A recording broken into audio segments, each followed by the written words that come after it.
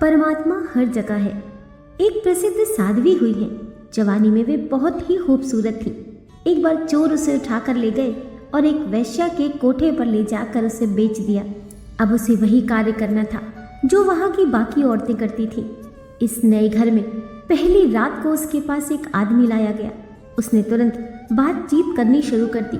आप जैसे भले आदमी को देखकर मेरा दिल बहुत खुश है, वह बोली। आप सामने वाली कुर्सी पर बैठ जाएं, मैं थोड़ी देर परमात्मा की याद में बैठ लूं।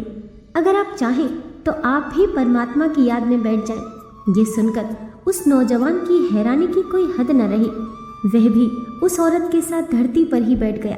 फिर वह उठी और बोली, मुझे विश्वास है कि अगर मैं आपको याद दिला दूं कि एक दिन हम सबको मरना है तो आप बुरा नहीं मानोगे।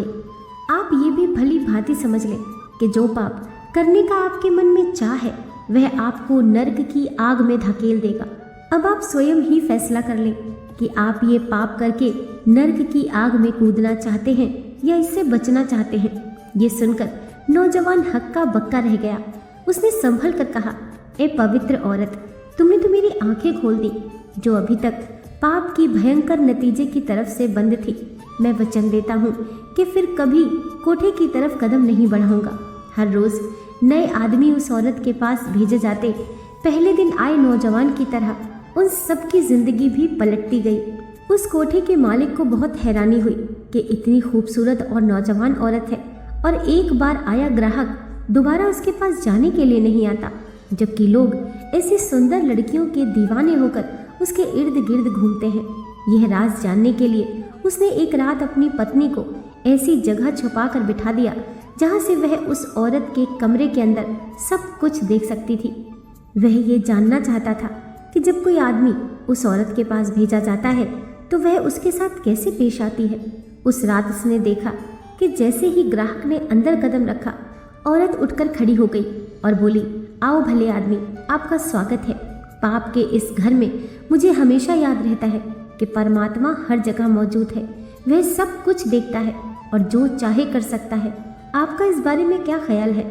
यह सुनकर वह आदमी हक्का बक्का रह गया और उसे कुछ समझ न आया कि क्या करे, क्या कहे।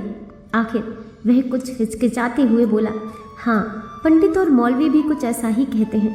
वह कहती चली गई, यहाँ पाप से घिरे इस घर में मैं कभी नहीं भूलती कि परमात्मा सब पाप देखता है और पूरा न्याय भी करता है। वह हर इंसान को उसके पाप की सज़ा ज़रूर देता है। जो लोग यहाँ आकर पाप करते हैं उसकी सज़ा पाते हैं। उन्हें अनगिनत दुख और मुसीबतें झेलनी पड़ती हैं।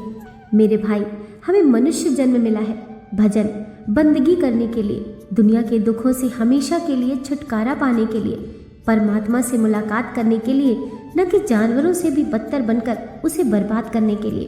पहले आए लोगों की तरह इस आदमी को भी उस औरत की बातों में छुपी सच्चाई का एहसास हो गया। उसे जिंदगी में पहली बार महसूस हुआ कि वह कितने घोर पाप करता रहा है और आज फिर करने जा रहा था। वह फूट फूट कर रोने लगा और औरत के पांव पर गिरकर क्षमा मांगने लगा।